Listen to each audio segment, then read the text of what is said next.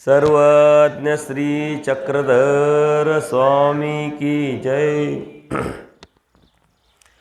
आज नवरात्रातला आपला 7वा दिवस आहे, पहिलं सत्र आहे आणि जवळजवळ शेवटचं सत्र आहे, कारण उद्या मी दुसरीकडे जाणार आहे व्याख्यानाला आणि परवा आपली समाप्ती आहे। त्या संदर्भात तुम्हाला सर्व मी माहिती दिलेली आहे, आपण काय करणार आहोत, कसं करणार आहोत। आणि त्यावेळेस आपल्या 2 दीक्षा पण होत आहे। सांगलीचे परमार्गसेवक प्रमोद पाटील आहे, ते दीक्षा घेत आहे। त्यांची कॉन्टॅक्ट कसा झाला आहे तुम्हाला माहीत आहे। तर यूट्यूबवरती आपले सत्संग चालायचे आणि चालतात। यूट्यूबवरती तुम्ही बरेचसे सत्संग ऐकून यूट्यूबच्याच माध्यमातून इथं आलेले आहात। आता 5-6 वर्षापूर्वी त्याला थोडासा रातांधळेपणाचा त्रास झाला आणि मग आपोआपच काम कमी झालं, वेळ भेटायला लागला। वेळ भेटला मग काय, त्याची प्रवृत्ती पहिल्यापासूनच सात्विक असल्यामुळं, अध्यात्माची आवड असल्यामुळं कोणते तरी कुठले तरी तो सत्संग ऐकतच असतो आणि योगायोगाने माझे काही सत्संग त्याच्या ऐकण्यात आले आणि मग त्यातून मोबाईल नंबर काढून त्यांनी मला कॉन्टॅक्ट केला आणि कॉन्टॅक्ट केल्यानंतर त्याच्या मनातले जे प्रश्न आहेत, जे शंका आहे, त्या फोनवरतीच त्यांनी बऱ्याचशा सोडून घेतल्या। उपदेश म्हणजे काय, दीक्षा म्हणजे काय, परमेश्वर देवता यातला फरक, काय करायचं काय नाही करायचं, या साऱ्या गोष्टी त्याला काहीच माहीत नाही, कारण त्याचा धर्माशी अर्थार्थी संबंध नाही। महानुभाव संप्रदायाशी त्याचा कोणताही नातेवाईक, कोणताही मित्र, ओळख असं काहीच नाही।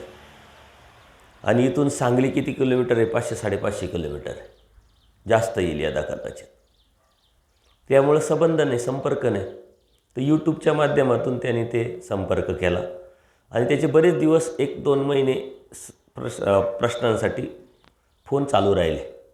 मी पण त्याला वेळोवेळी मार्गदर्शन करत राहिलो आणि मग त्याची पुरी मानसिकता झाली की बाबा मला उपदेश घ्यायचा आहे।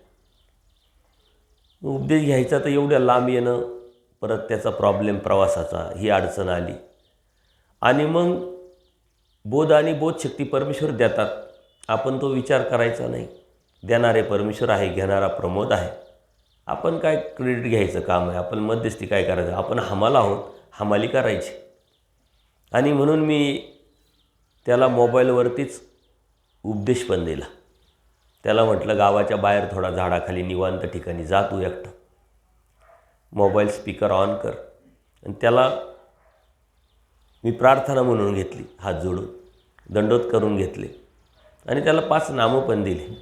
त्यांनी 4-8 दिवसातच मला परत फोन करून नामं पाठ झाल्याचं सांगितलं, पण स्मरण पण तो करायला लागला आणि त्यालाच देवकृपेने त्याला काही रिझल्ट भेटला, काही प्रचिती आली आणि मग नंतरच्या 4 महिन्यानंतर लगेच नवरात्र आले।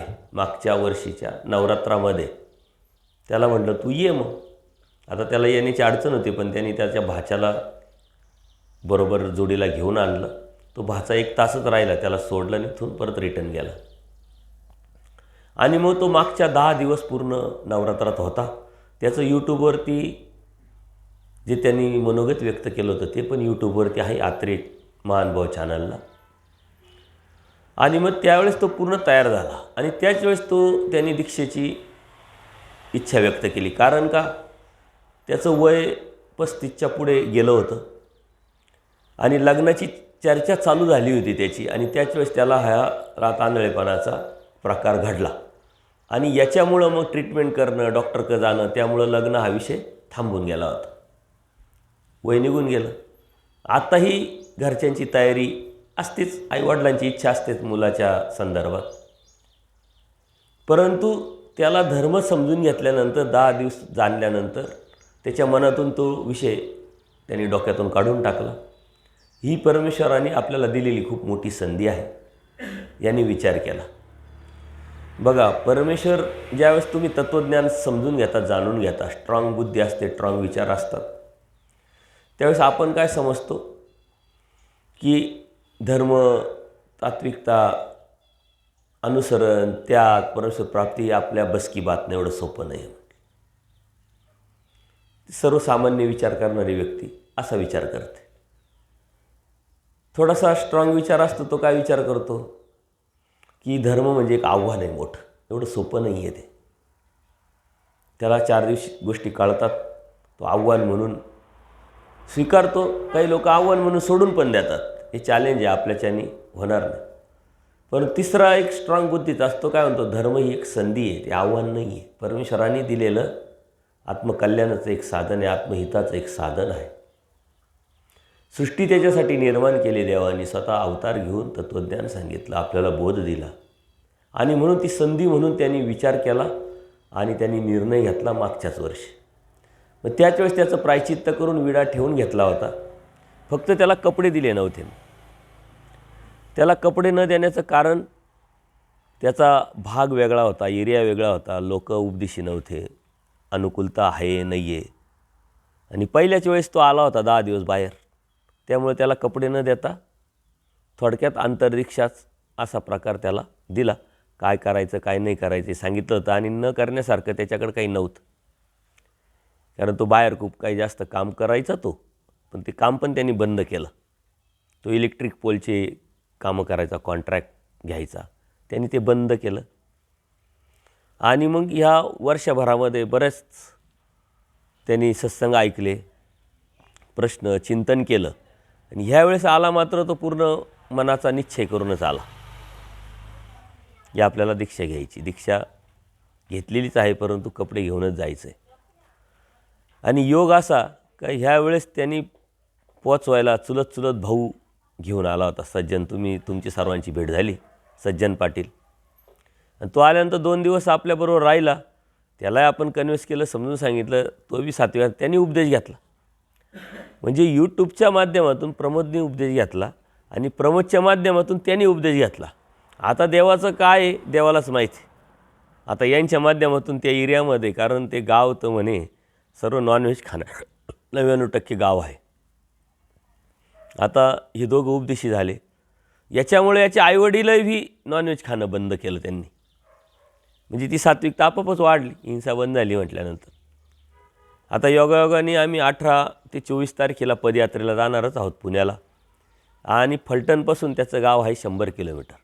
तर त्यावेळेस आम्ही नियोजन केलं आहे की फलटणची समाप्ती झाली की त्याच्या गावाला जायचं, सत्संग घ्यायचा. 4 लोक 2 लोक अनुकूल होतील. बोध देणारा परमेश्वर आहे, त्यांनी दिला तर चांगली गोष्ट आहे. नाही तर आपण आपली ड्युटी करावी, आपण आपलं कर्तव्य करावं. आणि त्याच्या निमित्ताने आपण त्या गावात आता पोचणार आहोत. परमेश्वराचं तुम्हाला सांगितलं नियोजनबद्ध कार्यक्रम असतो. कोणाला, कोणामार्फत, कोणासाठी, कुठं, केव्हा आणि कधी, माध्यम काय वापरायचं ते देव जाणो. त्यामुळे या माध्यमातून आपण तिथपर्यंत त्याची दीक्षा आज आपण करणार आहोत, म्हणजे 11 तारखेला सकाळी. परत दुसरी दीक्षा आहे यूट्यूबच्याच माध्यमातून जोडल्या गेलेले नंदकुमार बेलेकर म्हणून. ते आता आज सकाळी निघाले पुण्यावरून यायला, ते येतील. यूट्यूबच्या माध्यमातून जोडल्या गेले, यूट्यूबचे सत्संग ऐकले, त्यांनी त्यांचे 2-4 लोक मित्रमंडळींना सांगितलं. आणि मग मागच्या वेळेस हवेली, पुणा जिल्हा हवेली तालुक्यामध्ये भावडी म्हणून गाव आहे, ते सत्संग तुम्ही ऐकले असतील. त्यांनी कार्यक्रम आयोजन केला होता. आणि ह्या कार्यक्रमाला आयोजन केल्यानंतर अनेक लोकांनी त्यांना विरोध पण केला. अगदी हा कार्यक्रम होऊ नये म्हणून मिटिंगा पण झाल्या. परंतु त्यांच्याबरोबर जोडल्या गेलेले काही परमार्ग सेवक आहे, अशोक खांदवे म्हणून, परत ही बेलेकर म्हणून, अजून 2-4 लोक, ते ठाम राहिले. आणि ते म्हणे कार्यक्रम तर करायचाच, कार्यक्रम तर होणारच. आणि मग तो कार्यक्रम झाला, अत्यंत यशस्वीपणे कार्यक्रम झाला. त्याच्यामध्ये सुद्धा 15-1 लोकांनी उपदेश घेतला, 8 ते 9 लोकांनी संकल्प सोडले. त्यात असे काही कुटुंब होते का आईवडील उपदेशी, घरात देवपूजा होती, परंतु यांनी उपदेश घेतलेला नव्हता. आणि ते जेव्हा आले ते सत्संगाला जवळ असल्यामुळं त्यांनी ऐकलं, तर ती जी भगिनी एक, त्यांनी उपदेश घेण्याची इच्छा व्यक्त केली. ते आले, म्हणे बाबा मला उपदेश घ्यायचा आहे. तुमचे मिस्टर? म्हणे आमचे मिस्टर. म्हणले हे का उपदेश घेत नाही? म्हणे काय माहीत नाही. म्हटलं तुमच्या घरात कोण उपदेशी? म्हणे माझी सासू आणि सासरे उपदेशी. म्हणजे त्या ताईचे सासू सासरे उपदेशी, म्हणजे थोडक्यात काय, त्या मिस्टरांचे आईवडील उपदेशी. मग त्यांना मी म्हटलं तुमच्या आईवडील उपदेशी म्हणून तुमची पत्नी उपदेश घेते आहे आणि तुम्ही का राहत आहे? खूप काही जास्त बोलण्याची गरज पडली नाही. सुशिक्षित होते, वेल एज्युकेटेड होते. म्हणे बाबा मी पण घेतो. त्यांचा एक मुलगा होता 8 वर्षाचा. त्याने मला पण घ्यायचा उपदेश. तर ते आईवडिलांना वाटलं, म्हणलं घेऊ द्या, काही अडचण नाही, सात्विक आहे. आणि त्यांनी म्हणजे तिघांनी घेतलं. असे बरेच कुटुंब तिथं उपदेशी झाले. देवाचं नियोजन असतं कोणत्या वेळेस कुठं केव्हा कधी बोध द्यायचा.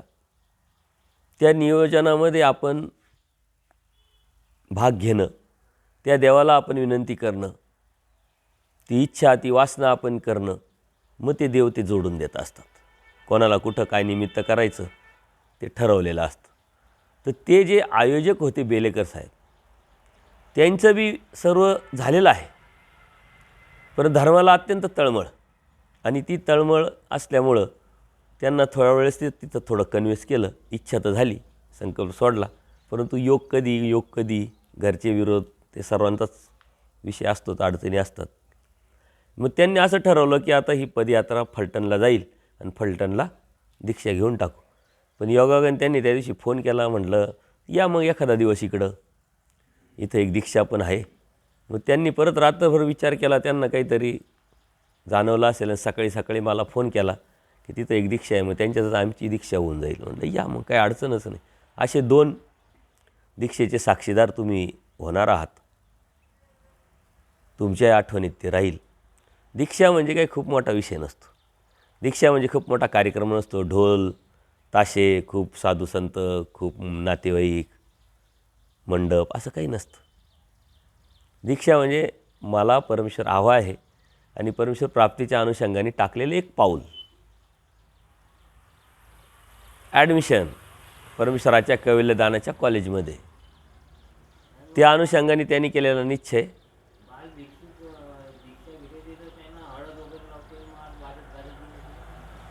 आता बाल भिक्षुक दीक्षा घेतात, ते हळद लावतात, मिरवणूक काढतात, हा प्रश्न आहे ना तुमचा. तर ह्या साऱ्या चुकीच्या रूढी परंपरा आहे आपल्या धर्मातील. याला तुम्ही विरोध केला पाहिजे. जे करतात त्यांना समजून सांगितलं पाहिजे. आणि हा मला अत्यंत वाईट अनुभव एका ठिकाणी आला. मी एका आश्रमात गेलो, म्हणजे त्या रूटवरून मला पुढं जायचं होतं. म्हटलं चला रूटवर आहे, बाबांचं दर्शन घेऊ. त्यांनी मंदिर पण बांधलेलं आहे, देवावरती डोकं टेकू आणि पुढं जाऊ. योगायोगाने तिथं दीक्षा होती, एका मुलीची आणि एका मुलाची. आणि मी गेलो, त्यांची त्या मुलामुलींची मिरवणुकीची तयारी चालू होती. आणि मिरवणुकीच्या अगोदर त्यांना नवरदेवा नवरीसारखी सजवलेलं होतं. म्हणजे अगदी नवरदेवासारखंच ते, काय बाशिंग वगैरे हे ते सर्व असं, कपडे ड्रेस पण तसाच होता. मला काय वाटलं की गावातल्या एखाद्या मुलामुलीचं लग्न असावं आणि एक संस्कार असतो की आपण देवाला जायचं. तर ह्या मुलं, हे नवरा नवरी बाबांचं दर्शन घ्यायला आलेले, देवाचं दर्शन घ्यायला आलेले, आणि मग ते जातील. पण गर्दी खूप दिसली. म्हटलं नवरदेव नवरी शक्यतो मंदिरात जाताना एकटे किंवा 2-4 जण राहतात, कलवरे वगैरे काय म्हणतात त्याला. परंतु ही गर्दी काय. मग मी आतमध्ये गेलो, म्हणे दीक्षेचा कार्यक्रम आहे. म्हणजे दीक्षेचा आहे, मग हे लोक म्हणे यांचे ही दीक्षार्थी आहे म्हटले. आणि मग एक गाडी आली, त्या गाडीवर मुलगा मुलगी ते उभे राहिले आणि त्यांची गावात मिरवणूक काढली. आता जे बोधवंत आहे, जे उपदेशी आहे, जे धर्माला लागून आहे, त्यांना काय अडचण नाही. त्यांना माहिती का हे बहीण भाऊ आहे, हे दीक्षा घेतील. पण जे अन्य लोक आहे अगोदरच प्रतिकूल आहे. एक तर धर्माच्या बाबतीत अजून अगोदरच खूप गैरसमज आहे, अज्ञान आहे. जे अगोदरच प्रतिकूल आहे ते काय म्हणतील, हे काय महानुभावांचं लग्न आहे का, काय प्रकार आहे. हे दीक्षा म्हणजे काय, संन्यास म्हणजे काय, संन्यास असा असतो का. म्हणजे त्यांनी काही माहिलेलं नसतं. म्हणजे ते भकन करतील, दोष घेतील, त्याला हे निमित्त ठरतील. ते चुकीचं आहे. याला कोणत्या प्रकारचा आधार नाही, प्रमाण नाही. पूजनीय आचार्यांची दीक्षा झाली, कशी झाली, एक सुपारी आणि शपथ. माईमभटांची दीक्षेचा तर उल्लेखच नाही. फक्त उठले, गोविंदप्रभू बाबांकड गुळाची बिली दिली गोविंदप्रभू बाबांना, आणि लगेच त्याग, मनाने त्याग, मी त्याग केला आहे, ही भावना तुम्हाला दीक्षा देत असते.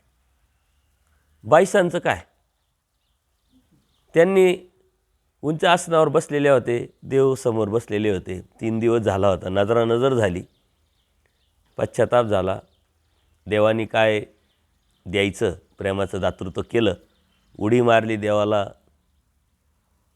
माफी मागितली, देवाचा पूजा अवसर, सेवा चालू.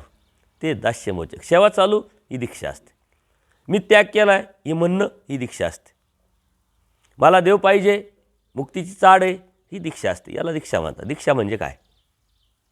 असे बरेच लीळाचरित्रामध्ये आपले दाखले देता येईल. स्मृतिस्थळामध्ये गेल्यानंतर आचार्य निरूपण करायचे. वेदवंती नागदेव म्हणून आचार्यांना त्यावेळेस म्हटलं जायचं.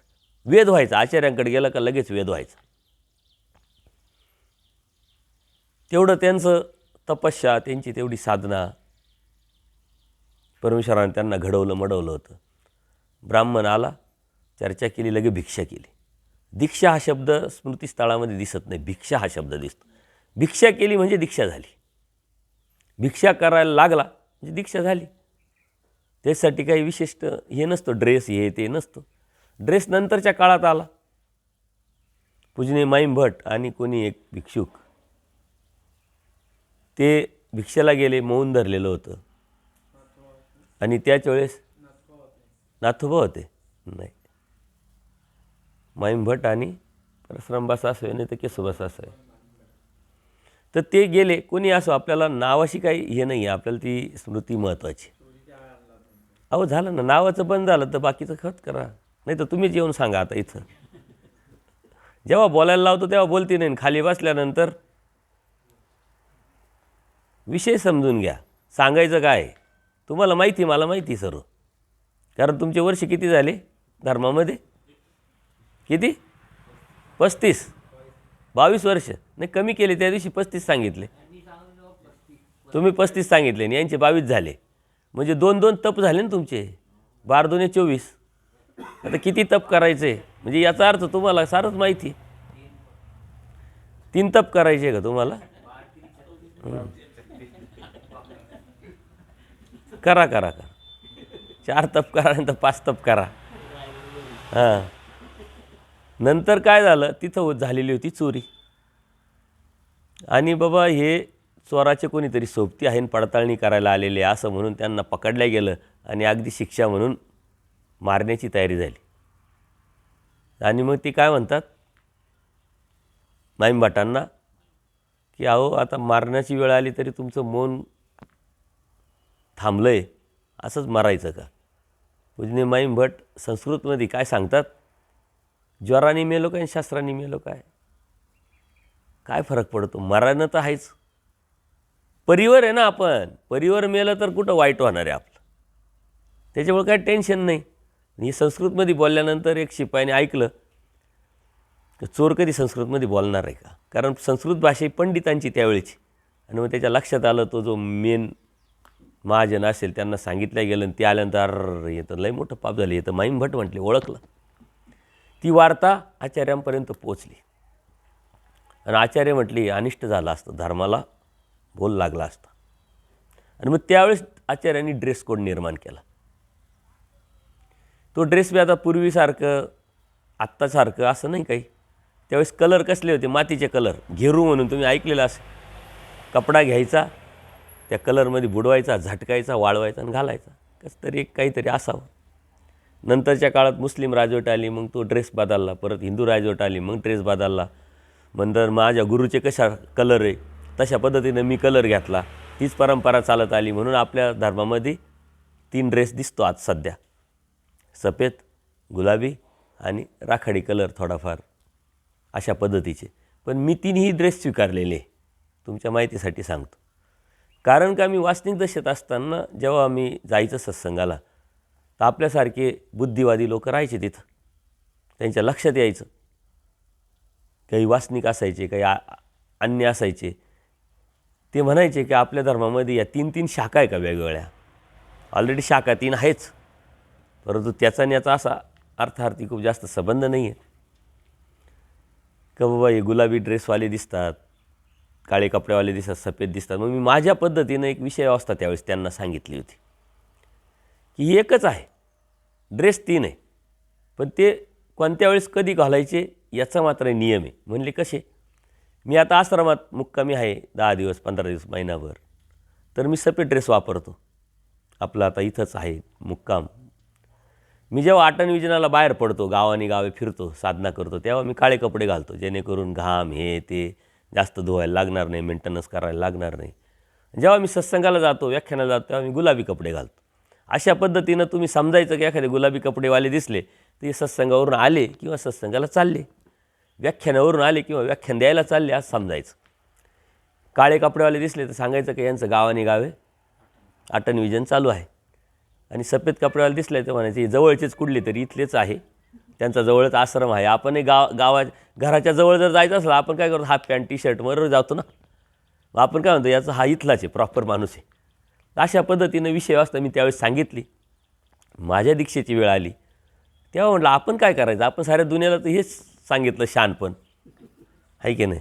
आणि परत विचार केला की धर्मात देवाने आचार सांगितला आणि त्या आचारातलं एक सूत्र आहे, फाळुके पार्टी जेथे. म्हणजे काय? जेव्हा दोन साधू एकत्र भेटतात, इकडनं आले इकडनं आले, मग ज्याचा चांगला कपडा आहे त्यांनी त्यांना द्यायचा असतो आणि तो घ्यायचा असतो. कपडा चेंज करायचा, बदल करायचा. आता आपली तशी वेळ आली, गुलाबी कपडेवाले दिसले ना, आपण सफेद कपडे, तर मग ते तर घेतील काय? आणि मी बी सफेद कपड्यावर ठाम राहिलो तर त्यांचं मला घेता येईल काय? मग एक सूत्र आपल्याला पाळता येईल भविष्यात कधी वेळ आली तर. मग आपण गुलाबी कपडे घ्यायचे, काळे कपडे घ्यायचे, सफेद कपडे घ्यायचे. म्हणून मी कोणत्याही कुठे गेलो तर तिन्ही कपड्यात दिसतो. आता मी उद्या व्याख्यानाला जाणार आहे, ज्यांच्याकडे जाणार आहे त्यांचे गुलाबी कपडे, मग मी गुलाबी कपडे घालून जाईल, त्यांना आपलेपणा वाटला पाहिजे. तर ही विषय व्यवस्था मी केली.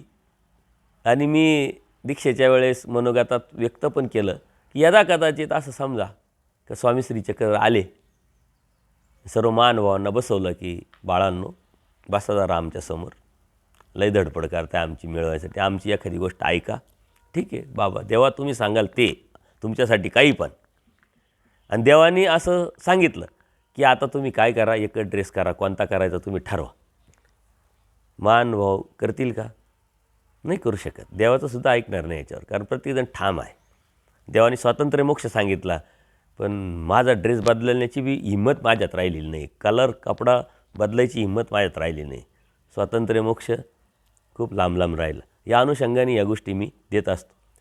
परत सकळ परमार्गाला निमित्त करून याच्या पाठीमागे एक उदात्त हेतू आहे, ब्रॉड विचार आहे, प्रगल्भ विचार आहे की एक कोणाला तरी निमित्त करणं म्हणजे दुसऱ्याला कोणाला तरी डावलणं.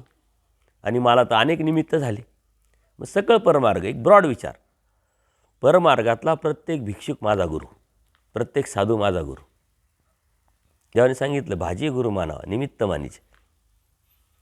प्रत्येक वासनिक माझा गुरु, सकळ परमार्ग. त्याच्या सकळ परमार्गामध्ये सारेच आले, सर्व माझे गुरु समान आहे. आणि त्यांच्या निमित्ताने मी या परमार्गात आलेलो आहे, त्यांच्या निमित्ताने मी परमार्गात वाटचाल करतो आहे, परमेश्वर प्राप्त करणार आहे.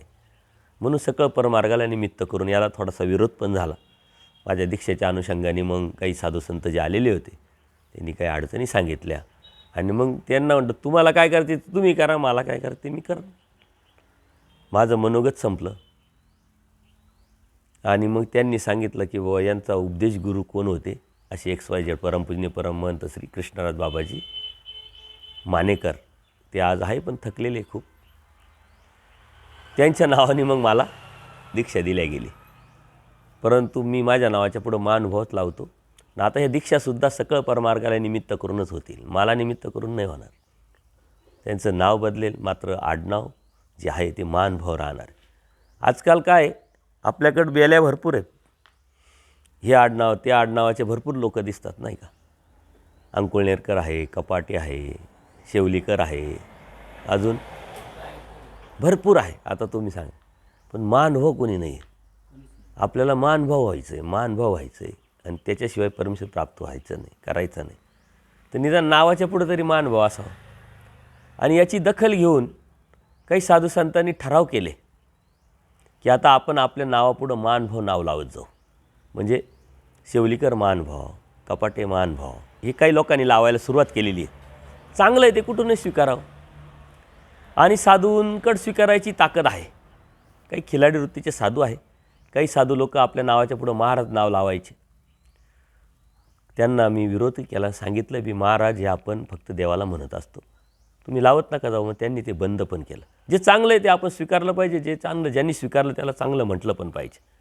आणि मानवांमध्ये ती तेवढी नम्रता असते, जे चुकीचे सांगितल्यानंतर ऐकण्याची तयारी असते. त्याच्यामुळं मी पण सांगत असतो की काही चुकत असेल तर सांगत चला, खिलाडी वृत्ती आहे आपली.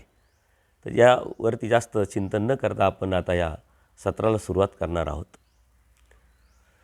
आज आपण आत्तापर्यंत काय बघितलं? गेली 6 सत्र आपण आपली जीवनाची वाटचाल, अध्यात्माचा प्रवास, परमेश्वराने दिलेला बोध, त्यातून आपलं कर्तव्य, आपली ड्युटी काय आहे, आपली कड काय असायला पाहिजे, आणि त्यातून पुढे जाऊन आपल्या जीवनात आपल्या हातून धार्मिकता सांभाळत असताना अविधी आपल्याकडून घडता कामा नये. जेव्हा विधी थांबेल ना तेव्हा अविधी थांबेल ना तेव्हा विधी आपोआप होईल. आणि विधीच्या संदर्भात मी अनेक सत्र घेतलेले आहे. नामधारक वास्तविकांनी आपल्या अवस्थेमध्ये ह्या ड्रेसवरती कोणता आचार करावा, साधू संतांनी कोणता आचार करावा हा साधू संतांना माहिती आहे. त्याच्यामुळं ते करताय, त्याचा काही विषय नाही आहे. परंतु नामधारक वास्तविकांना आचाराच्या बाजूने उभं करणं, आचाराच्या बाजूने विचार करायला लावणं आणि आचाराच्या बाजूने त्यांना त्या रस्त्यावर चालायला लावणं हे अत्यंत महत्त्वाचं आहे. आज आपण विचार करतच नाही आचाराचा, आपला तो विषय नाही असं समजून आपण आचारापासून दूर राहिलो आणि त्यामुळे आपल्या विचारामध्ये दृढता निर्माण झाली नाही. तुमच्या ह्या अवस्थेत एक जरी आचार करायला सुरुवात केली, त्या बाजूनी करायला सुरुवात केली की माझ्या देवाने सांगितलं आहे, हे करणीय, माझी ड्युटी, कर्तव्य, मला करायला पाहिजे, मी करू शकतो. जेव्हा असा म्हणून जेव्हा तुम्ही करायला लागाल तेव्हा मात्र तुमचे विचार दृढ होतील, भक्कम होतील, निर्णय क्षमता तुमची स्ट्रॉंग होईल. ज्याची निर्णय क्षमता स्ट्रॉंग असते तो फक्त आणि फक्त देवाचा विचार करतो, परमेश्वराच्या प्राप्तीचा विचार करतो, दुसरा विचार करत नाही, त्याच्या मनात येत नाही. आणि कळत न कळत तुम्ही आचार भरपूर करतात, परंतु तुम्हाला माहीत नाही का हा धर्म तत्त्वज्ञानातला एक आचार आहे. कळत न कळत करतात, परंतु असं म्हणून करा की माझ्या देवाने सांगितलं, हे माझं करणी आहे, यातून मला देव भेटणार आहे, ही माझी ड्युटी आहे आणि या अनुषंगाने मला करायचं आहे.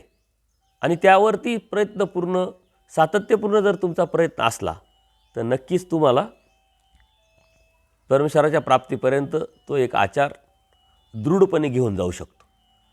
वासनिक जसे तुम्ही आचाराचा विचार केला, अविधी सोडण्याचा विचार केला, विधी पकडण्याचा विचार केला, तर अनुसरणापर्यंत तुमची चाल होऊन जाते. योग्यता कशाने वाढणार? विधीने विधी स्फूर्त.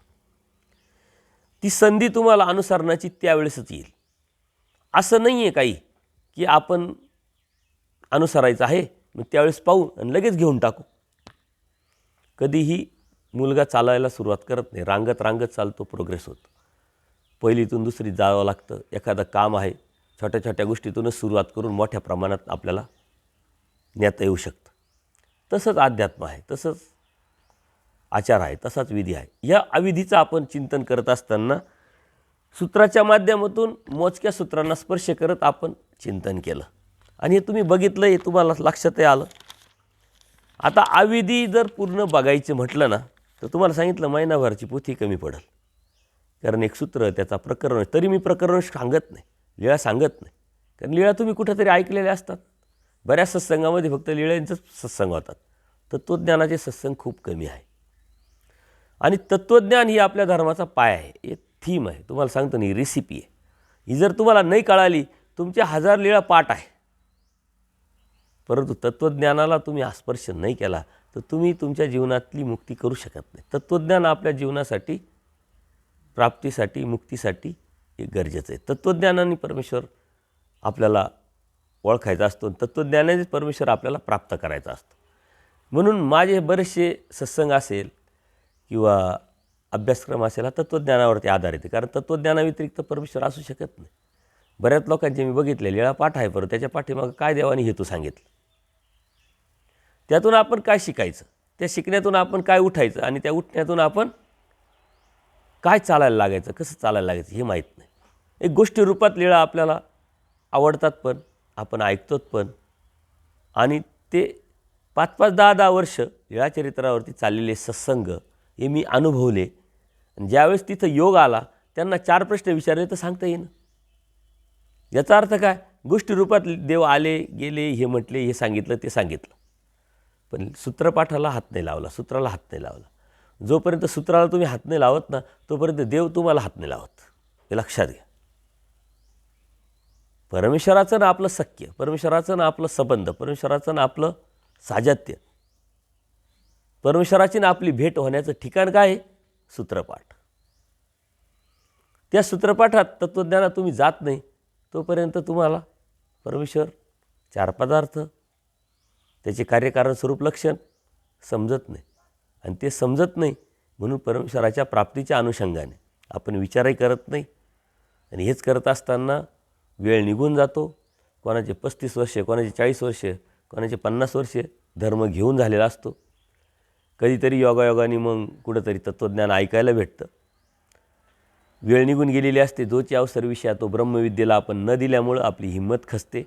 आपल्याला कळतं आहे सारं, पटतं आहे सारं, आणि देव प्रत्येकाला हवा आहे, पण आता ती वेळ आपल्याला पकडता न आल्यामुळे वेळ निघून गेलेली. ह्या सत्संगाच्या यूट्यूबच्या माध्यमातून अनेक वय झालेले लोक मला जोडले गेले. तळमळ करतात, धडपड करतात. काही लोक असे का उठू शकत नाही, चालू शकत नाही, प्रवास करू शकत नाही, त्यांचे मला फोन येत राहतात. सत्संग ऐकतात, तळमळ करतात, दुःख करतात, पण हिंमत आता नाही आहे.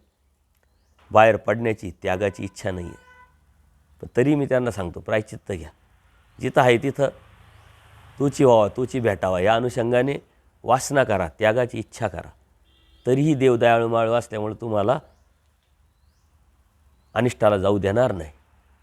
आणि त्या अनुषंगाने काही लोकांनी, बरेच लोकांनी जिथं आहे तिथं घेतले, पण प्रायश्चित्त केले, दीक्षा पण घेतल्या. काही वाईट अनुभव पण आले. एका स्त्रीला वय झालेलं होतं, 60-62 वय. बाबा मला दीक्षा तर घ्यायची आहे. म्हटलं आता बाई तू खूप लांब राहते, तिथं कोणी तुझ्या आजूबाजूचे तुझे गुरुबा साधुसंत असतील तर बोलव, प्रायश्चित्त करून घे. काही नसतं तसं, तुला बाहेर राहता येत नाही, कपडे घालून घे, आपल्या आपल्या घरात देवधर्म कर. मुलं अडचण आणत नाही, ते त्यांचं धार्मिकता करतात, तू तुझं कर, चालेल म्हणे. मग त्यांनी त्यांच्या गुरुबाला बोलवलं. माझी अशी अशी इच्छा आहे, काय करावं लागेल? नाही, 40,000 ते 50,000 रुपये खर्च येईल. आता मुलं मोठे झाले, आईनी खस्ता खाल्या, कष्ट केले, पण आज या मितीला आईकडं काय आहे? आणि आईच्या दीक्षेसाठी 40,000 रुपये खर्च करण्या इतपत मुलांची मानसिकता नाही, त्यांना त्यातलं मर्म माहीत नाही. अक्षरशः ती आई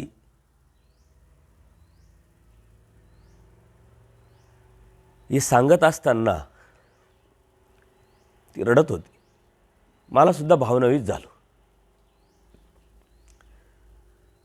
का देवाने सांगितलेला एवढा सोपा, सरळ, साधा धर्म ती आई म्हणते मला दीक्षा घ्यायची, तळमळ करते, रडते.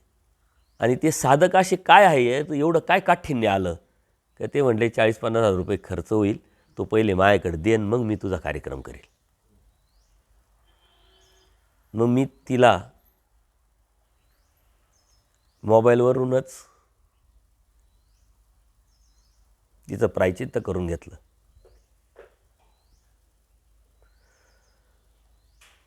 आणि तिला समजावलं, प्रायश्चित्त हीच दीक्षा असते. दीक्षा असं काही वेगळा प्रकार नसतो.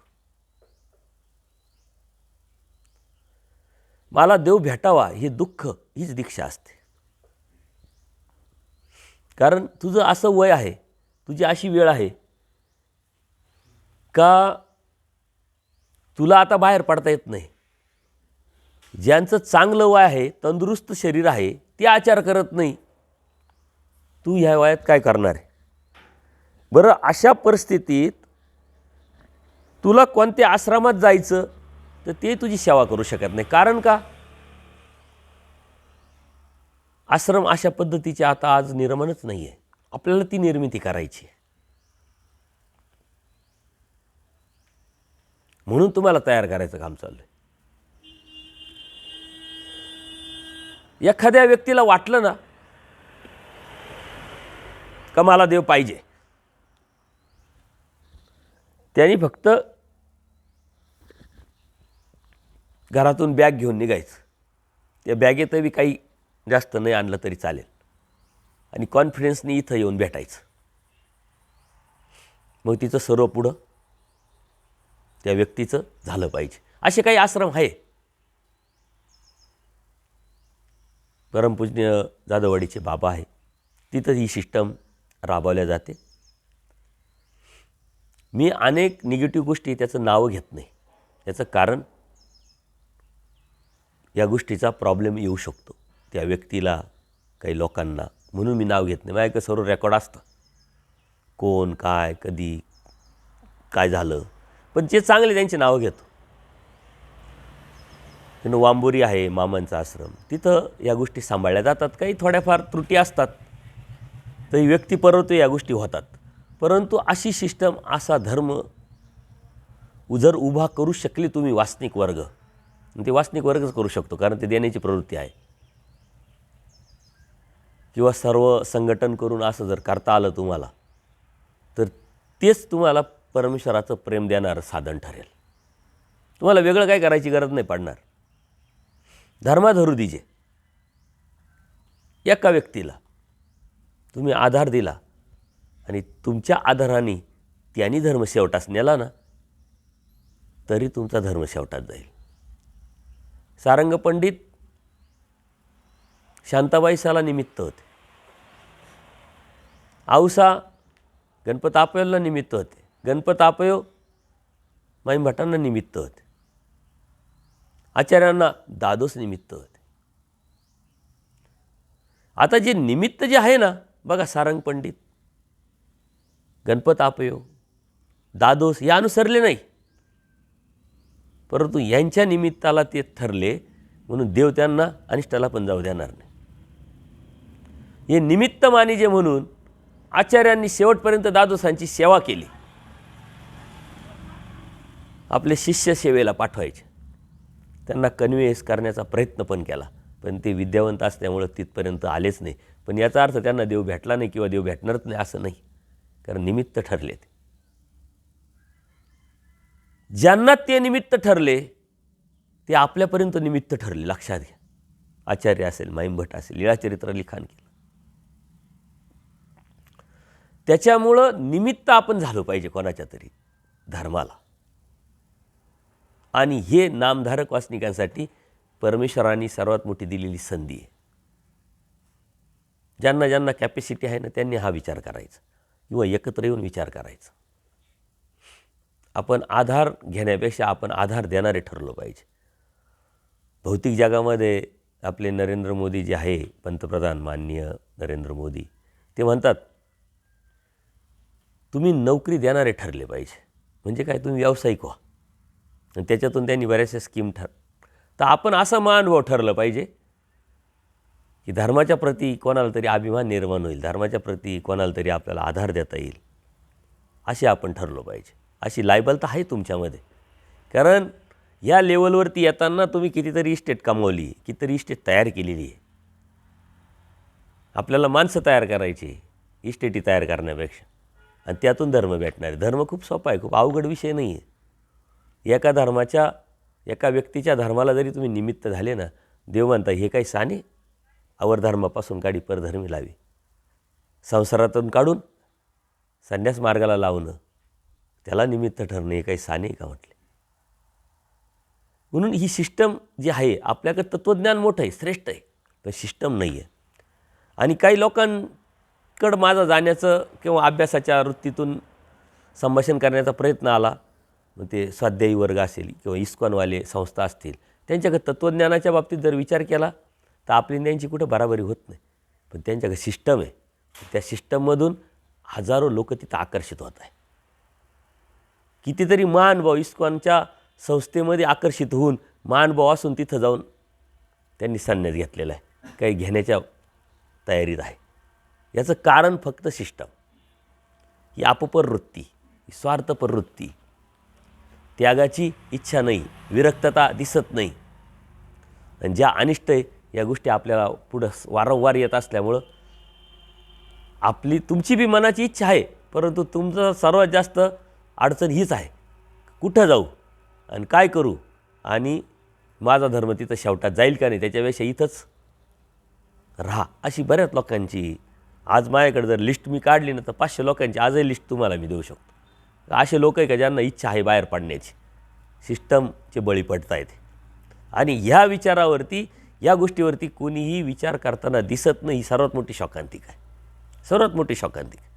धर्मात अनिष्ट रूढी परंपरा येऊ पाहत आहे, अंधश्रद्धा घुसली आहे, कर्मकांड वाढले, परंतु कोणालाही याचा विचार मनात येत नाही, त्यावरती कोणी काम करत नाही. ही धर्माची शोकांतिक आहे. हे संधी ते करत नाही म्हणून तुम्हाला भेटलेली आहे. आपण एखादी गोष्ट कॅश करतो नाही का, वातावरण निर्माण झालं त्यातून फायदा कसा होईल आपण पाहतो. तसं ह्या वातावरणाचा धर्म कॅश करण्याची वेळ तुमच्यावर आहे आणि ती दृष्टी मात्र तुमची असली पाहिजे. याच्यावरती बोलण्यासारखं खूप आहे, पण आपण आता अविधीचा विचार करतो आणि ही बी एक अविधीच आहे, चुकीच्या परंपरा. आम्ही त्यावेळेस या गोष्टीला विरोध केला का दीक्षेच्या कार्यक्रमांमध्ये तुम्ही जे हळद लावताय, नवीन कपडे घालून मिरवणूक काढताय, हे अनिष्ट आहे. पण त्यावर त्यांनी विषय काय व्यवस्था केली की आम्ही सदन आहोत, आम्ही विषयामध्ये आहोत, पण या विषयाला त्याग करून आता आम्ही देवाला प्राप्त करायला निघालेलो आहोत. आम्ही हळद लावून लग्न करू शकतो, हे बघा आम्ही दाखवलं, पण आता ही हळद आपण उतरून देवाला. आणि विषय व्यवस्था ही शब्दछल आहे, हा शब्दछल आहे. बोलायचं ठरलं तर काही बी तुम्ही काही बी विषय व्यवस्था करून त्याला प्रमाण देऊ शकतात, परंतु त्याला अर्थ नाही. पूर्वजांनी आपल्याला जो ठेवा दिलेला आहे तो ठेवा समाजापर्यंत नेण्याचं काम इमानी ईदद्वारे आपल्याकडून झालं पाहिजे, आणि तेच धर्मकार्य, तीच धर्मसेवा आहे. त्याच्यासाठी तुम्हाला खूप काही अभ्यासाची आवश्यकता नाही. नियत साफ पाहिजे, बुद्धी स्वच्छ पाहिजे, विचार प्रगल्भ पाहिजे, तुमची जी दृष्टी आहे ती बोल्ड पाहिजे. माझा ते धार्मिक चिंतन याच्यामध्ये एक विषय आहे बी बोल्ड म्हणून, तो लेख वाचा तुम्ही, तुम्हाला आश्चर्य वाटेल. तो लेख लिहिण्याची प्रेरणा मला कुठून भेटली. न्यूड पिक्चर आला होता, मला दीक्षेच्या अगोदर पिक्चर नवीन आले, त्याच्या पेपर इंडस्ट्रीमध्ये मी सर्व्हिसला असल्यामुळं माझ्याकडं पेपर यायचे. काही लेखक काही पत्रकार काय करायचे का ते पिक्चर आला, त्या पिक्चरची स्टोरी काय आहे, त्याच्यात शिकण्यासारखं काय आहे, दिग्दर्शक डायरेक्टर तो पिक्चर बनवण्याचा त्यांचा हेतू काय आहे, समाजाला काय देण्यासाठी त्यांनी पिक्चर बनवला आहे, याच्यावरती लेख यायचे. आणि मग पॉझिटिव्हली काही पिक्चरचे जे लेख आले तर तोच पिक्चर पाहायला जायचं. मी कोणता पिक्चर पाहायला जात नव्हतं. न्यूड पिक्चर पाहण्यात आला माझ्या, आणि तो न्यूड पिक्चर पाहिल्यानंतर माझं इतकं चक्र फिरलं. मी 4 दिवस काही काम नाही. ते सारं डोक्यात जे आलं का काय त्यांना सांगण्याचा उद्देश काय, ध्येय काय, काय शरीर, स्त्रीचं काय, पुरुषाचं काय. ती नजर तुमची तशी खराब आहे म्हणून तुम्हाला ते वाटतंय, स्त्रीला पुरुष, पुरुषाला स्त्री. पण ती नजर जर, नजरांमधली जी मलिनता आहे ती जर निघून गेली तर त्याकडे पाहण्यानंतर तुम्हाला काहीच वाटणार नाही.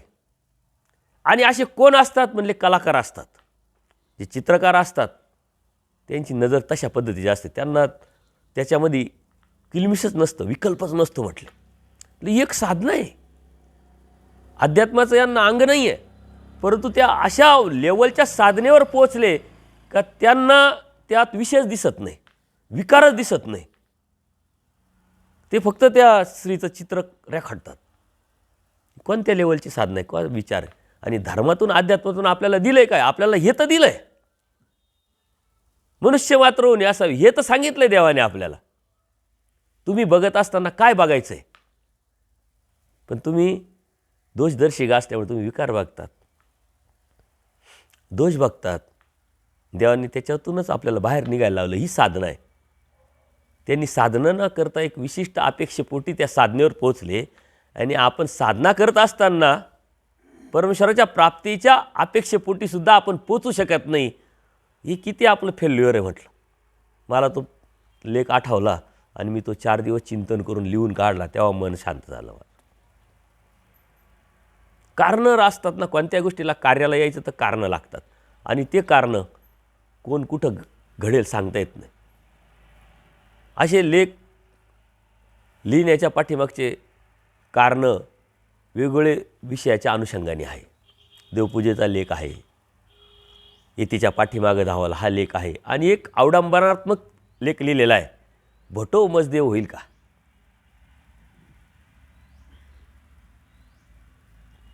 तो लेख वाचा, त्या दृष्टीनं बघा.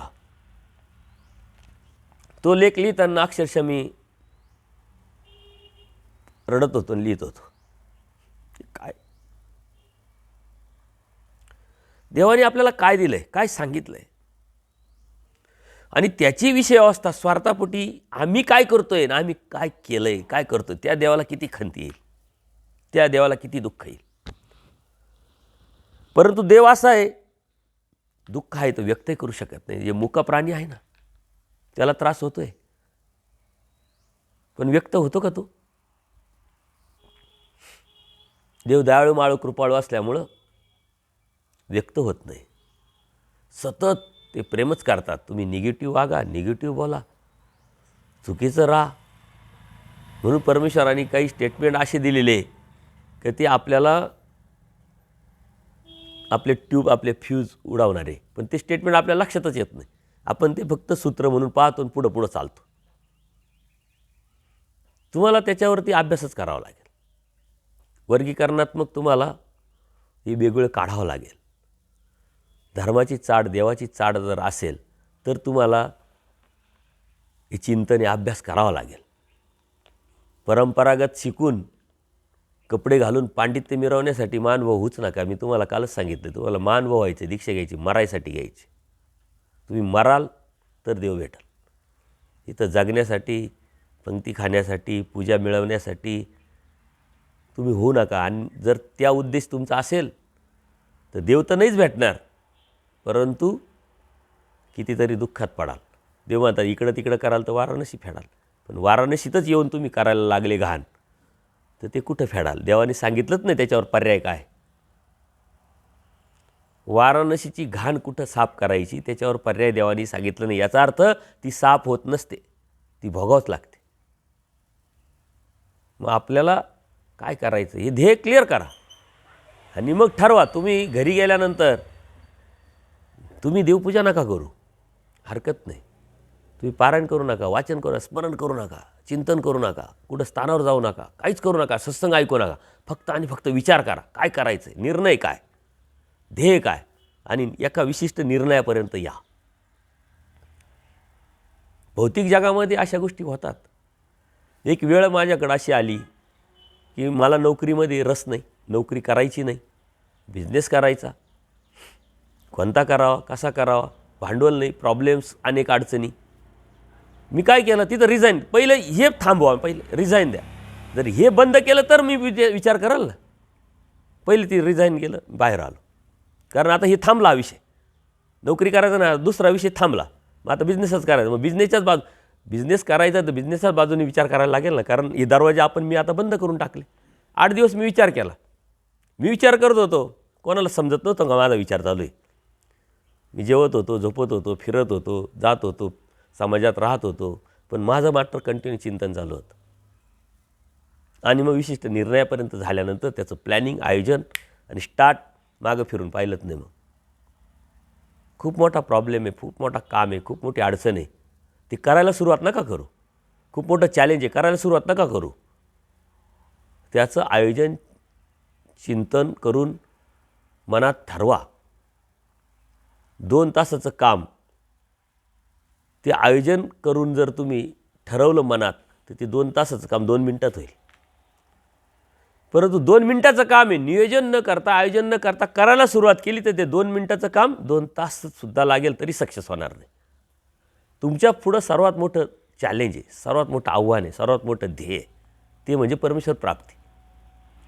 त्याच्यासाठी तुम्हाला तेवढ्याच लेवलला जाऊन विचार करावा लागेल, तेवढ्याच लेवलला जाऊन चिंतन करावं लागेल, आणि तेवढ्याच लेवलला जाऊन आयोजन पण करावं लागेल, नियोजन पण करावं लागेल.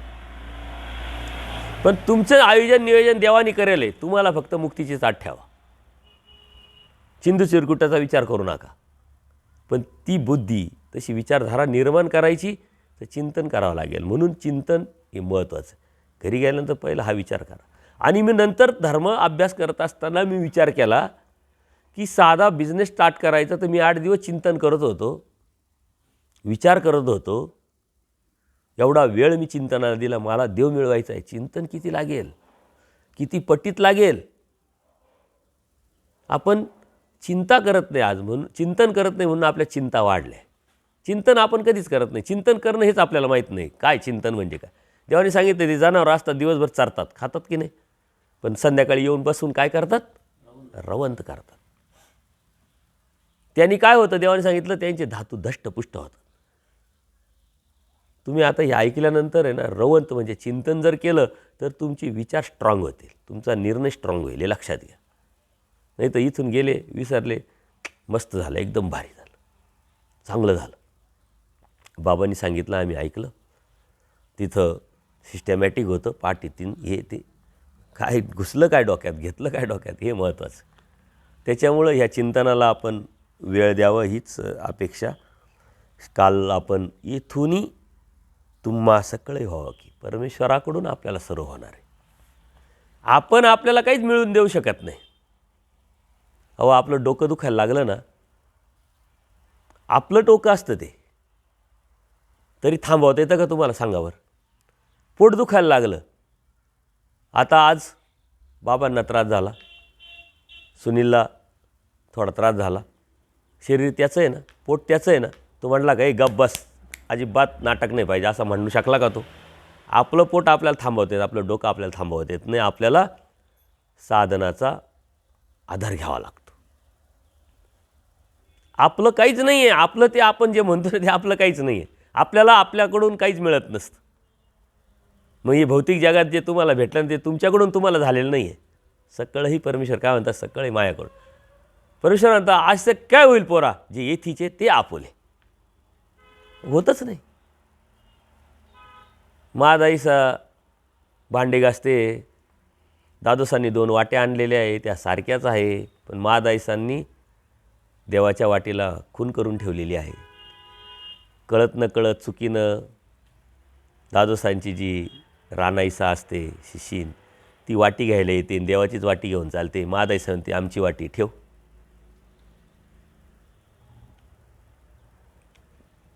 देव बसलेले असतात. देव म्हणतात, बाई तुमची वाटी. महादाईसा तेवढ्या लेवलला पोहोचलाय.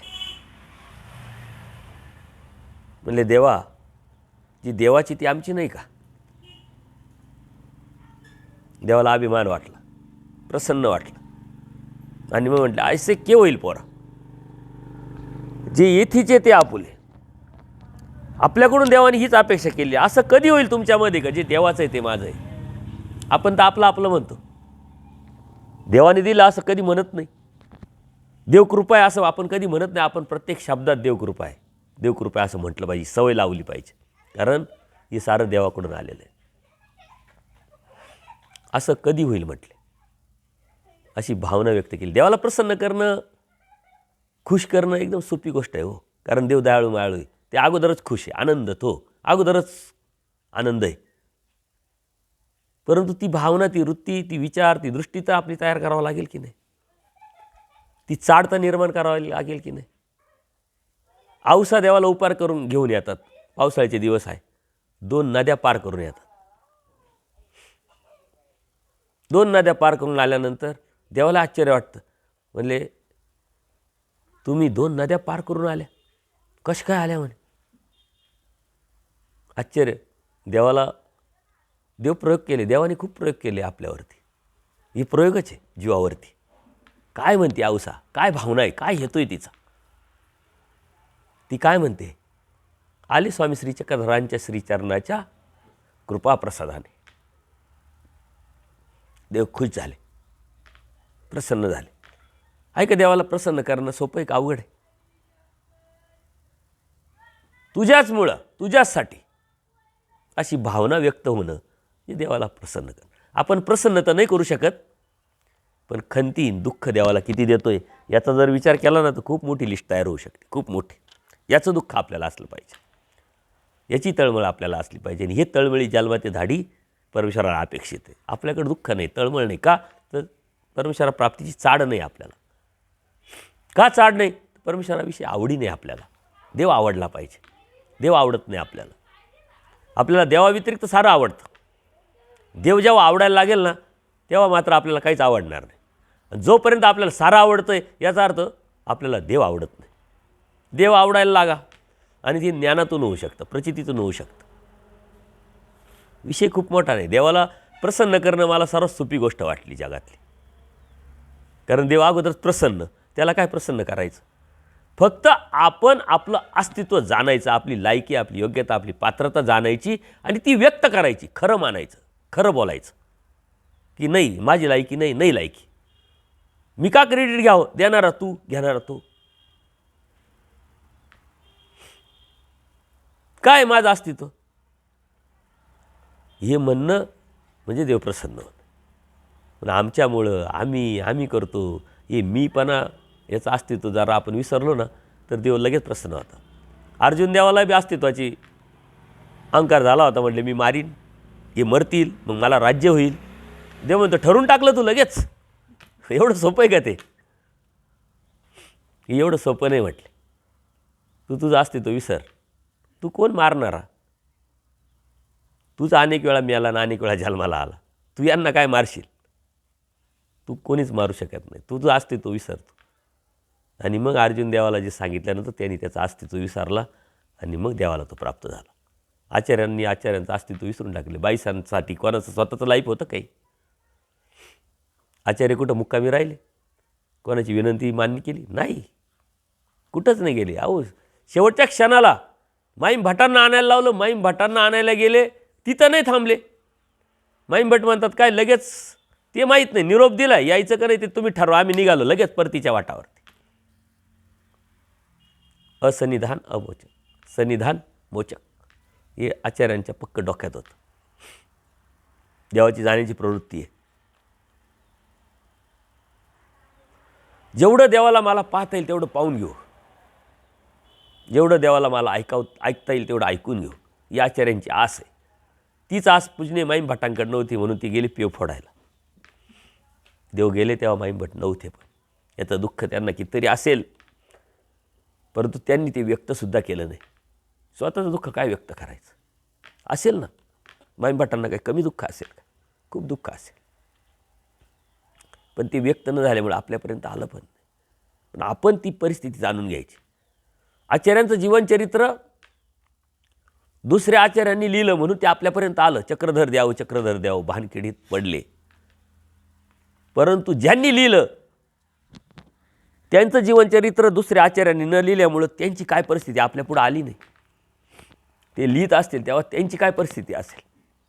आपण ऐकतोय, आज वाचतोय, बोलतोय, तरी आपण सद्गतीत होतो, दुःख होतं आपल्याला. ते जे प्रॅक्टिकली लिहित होते त्यांची काय परिस्थिती असेल कल्पनाच नाही करू शकत. परंतु आपण त्या अवस्थेला पोचलो असेल तर कल्पना येईल आपल्या मनामध्ये, अरे काय दुःख असेल.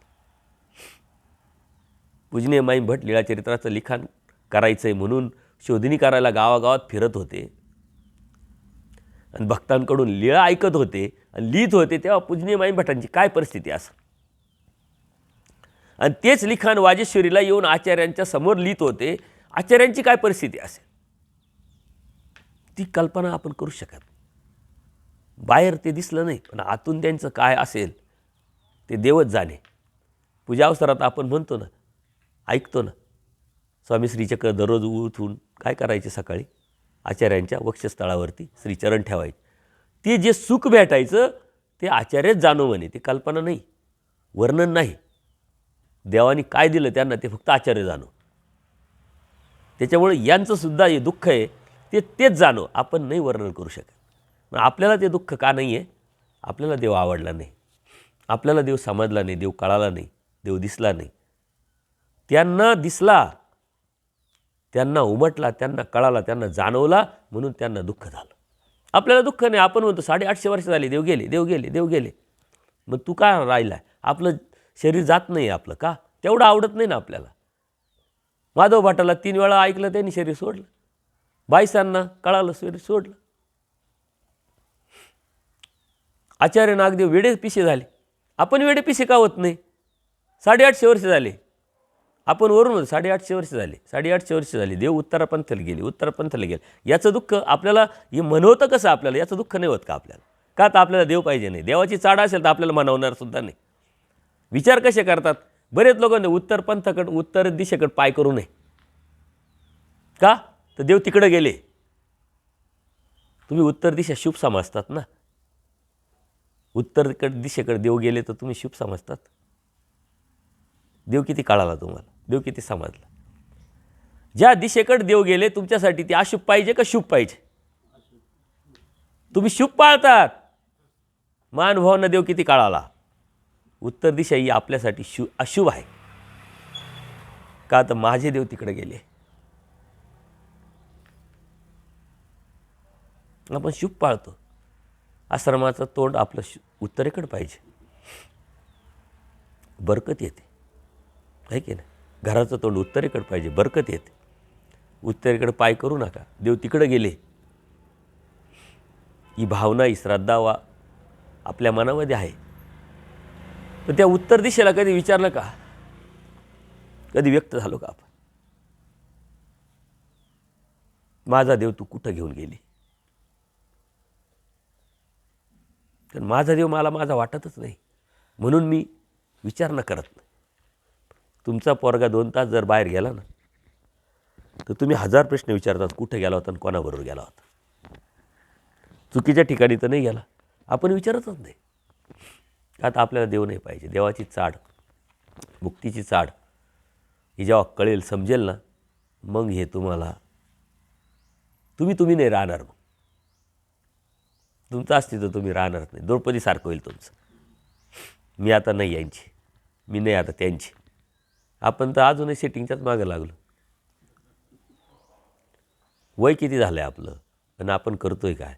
म्हणजे आपलं वय 60 आहे, 65 आहे, 70 आहे, 50 आहे, 55 आहे. त्यावेळेस आपण तरुण मुलासारखा विचार करतो आहे, तरुणांसारखा हिम्मत ठेवतो, तरुणांसारखी महत्त्वाकांक्षा ठेवतो का मी हे करीन. आणि त्यावेळेस इथली मात्र हिंमत गेली आपली. का बरं? वेच कशाचा आहे आपल्याला? त्याच्यावर अवलंबून आहे. जो जसा आहे तसा व्यक्त होतो, जसा आहे तसा बोलतो, जसा आहे तसा व्यक्त होतो, जसा आहे तसाच वासना करतो. तुम्हाला परमेश्वर प्राप्त करायचा आहे, परमेश्वर हवा आहे, परमेश्वर भेटवायचा आहे, मिळवायचा आहे. याला दुसरा पर्याय पण नाही, तुम्हाला मिळवाच लागेल. नाही मिळवला तर अनिष्टाला तर जाणारच आपण, नरकात जाणारच आहे. कधीतरी कुत्र्याकडे बारीक नजरेनं बघा, मांजरीकडे बारीक नजरेनं बघा, प्राणी आहे बारीक नजरेनं बघा. कधीतरी या झाडांशी बोला, ते सांगतील तुम्हाला स्टोरी. अरे बाळांनो, सुधरा तुम्ही. आम्ही असेच होतो. आम्ही ऐकलं नाही त्यावेळेस, म्हणून आता ऊन, वारा, पाणी, पाऊस सहन करावं लागतं. ते प्राण्यांशी बोला, ते बी सांगतील तुम्हाला काहीतरी का सुधरा. आम्ही असेच होतो. नालायकी केली, ऐकलं नाही, म्हणून आता दारोदारी, घरोघरी फक्त पोट भरायसाठी भटकावं लागतं आहे. त्यांच्या भावना समजून घ्या, जाणून घ्या. हे माझं लई चिंतन होत राहतं. हे जातात बाहेर, मी एकटा राहतो. कधीतरी एक कुत्रं दिसतं, माझं चक्र चालू होऊन जातं. त्याला बोलता येत नाही. जर खरंच बोलता आलं असतं ना तर यांनी किती व्यथा सांगितली असतील, किती कथा सांगितली असती. मी कधीतरी देवाला म्हणत राहतो, यांना कधीतरी वाचा दे, फक्त आणि फक्त आमच्यासाठी. ते जेव्हा सांगतील तेव्हा आम्ही ठिकावणं तरी येऊ. या झाडांना बोलायला लाव कधीतरी. सिन्नरच्या स्थानावरती गेल्यानंतर जिथं आचार्यांची पहिली भेट झाली, ते सिन्नरचं स्थान नुसतं नमस्कारू नका. ते जे मंदिर बनवले गेले ना, दगडं, ते त्यावेळेचे, त्या दगडांनी देवाची श्रीमूर्त पाहिलेली आहे. किती भाग्यवान आहे की जे आपल्याला पाहायला भेटलं नाही. श्रीमूर्त तिथं येत आले असतील, बसेल असतील, त्यांचं मर्दना, मादनं, पूजा अवसर सर्व त्यांनी पाहिलं आहे. त्यांना व्यक्त होता आलं तर, त्यांना आपल्याला काही सांगता आलं तर. पण होत नाही. पण आपण तर व्यक्त होऊ शकतो की नाही. आपण ती भावना करू शकतो की नाही? बसा निवांत, स्नान केल्यानंतर वरती बघा त्या छताकडं, पाहत राहा त्यांनी काय पाहिलं असेल इथं, त्यांना काय काय दिसलं असेल इथं. आपल्याला इतकी घाई असते, ते स्नान करायला वेळ नसतो, डोकं टाकवायला वेळ नसतो आपल्याला. तुम्हाला कोणी सांगितलं स्नान करायला आणि डोकं टाकवायला एवढी घाई आहे? तर तिकडंच करा, मारा तिकडंच, कशाला आले? वेळ काढा, थोडासा संवाद करा. जे जे देवाच्या सन्निधानात होते त्यांच्याशी बोला. जे देवाच्या सन्निधानात असूनही नरकात गेले त्यांच्याशी बोला.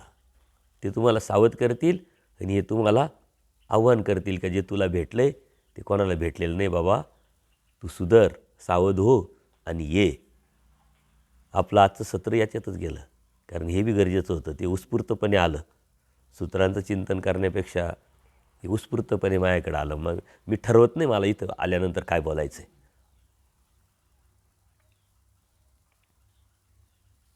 इथं आलं का जे स्फुरल ते बोलायचं आहे. स्फुरावणारा कोण आहे? तो आहे.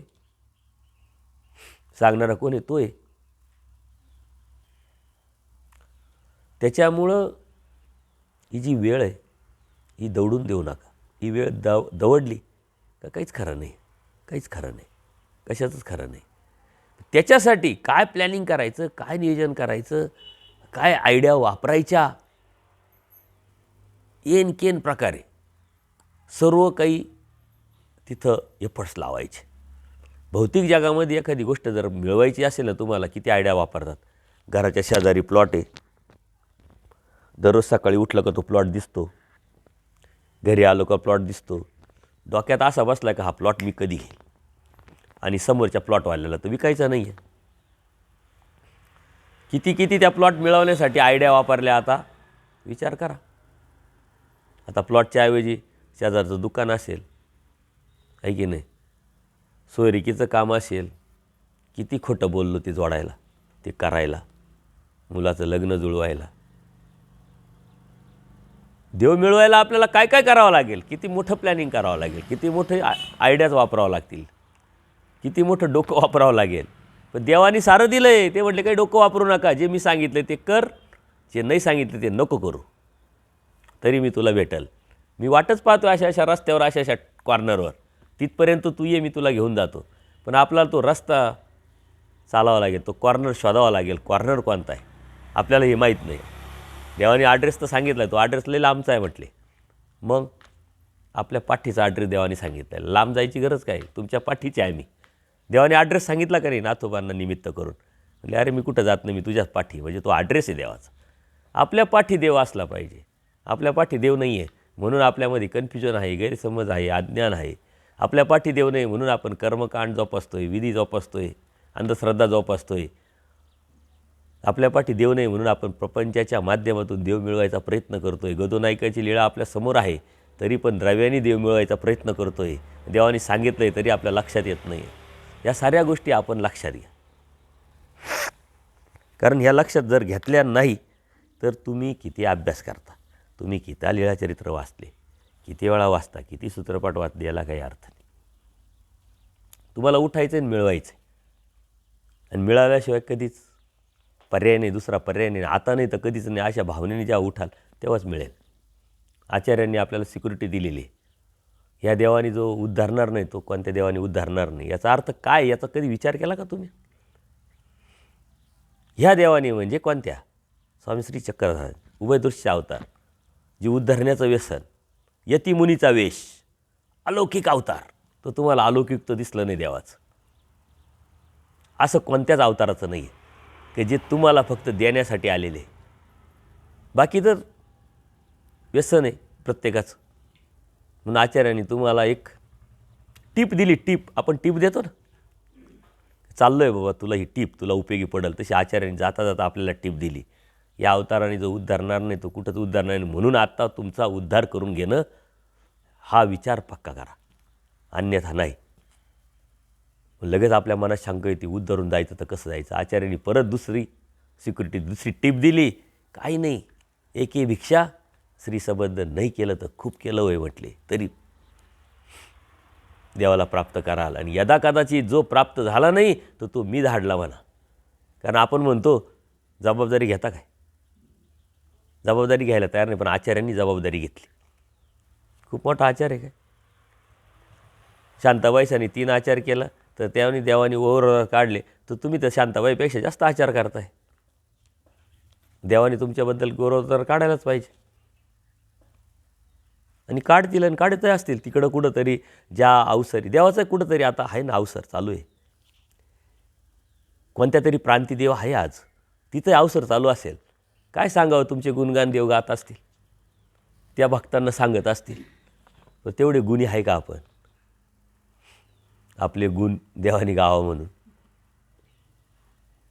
तेवढं गुणी व्हायला संधी मात्र आपल्याला दिलेली आहे. विषय खूप मोठा आहे. येथूनही तुम्हा सकळे व्हावं की ह्याच सूत्रावरती आपण पुन्हा परत थांबलो आहे. पुढे भविष्यात संधी भेटेल, देवकृपेने आपल्याला स्फुरेल, आपण भेटत राहू. आता मी आज विषय ठरवला होता यातले 2-3च सूत्र घ्यावेत आणि विधीकडे जावं. त्यातले तुम्हाला पॉझिटिव्हली 2-4 सूत्र सांगण्याची इच्छा होती, पण ते राहिलं बाजूला आणि देवाने दुसरंच मेल पाठवून दिला. तू ते नको बाबा, हे बोल, त्याची गरज नाही आता. तर तुमच्या निमित्ताने माझंही चिंतन होतं, देवापर्यंत पोचतो. खरं म्हणजे माझी योग्यता नाही, पात्रता नाही, तरी तुम्ही ऐकून घेतात. हे तुमच्यासाठी, तुमचे बी माझ्याकडून खूप खूप आभार. कारण आजचं हे शेवटचं सत्र आहे. नंतरच्या सत्रामध्ये या चिंतन होणार नाही शास्त्राचं, धर्माचं, ब्रह्मविद्याशास्त्राचं. तुम्ही मात्र यातून काय घ्यायचं ते घेऊन जा. जे चुकीचं आहे ते मला देऊन जा, जे चांगलं आहे ते घेऊन जा. देव तुमचा आहे, तुम्हाला मिळणार आहे, हा आत्मविश्वास मात्र निर्माण करा. देव बसले हनवटीवरती हात ठेवून, हा कधी येईल तो वाट पाहतोय. हा विचार आपल्या मनामध्ये रुजवा, वाढवा.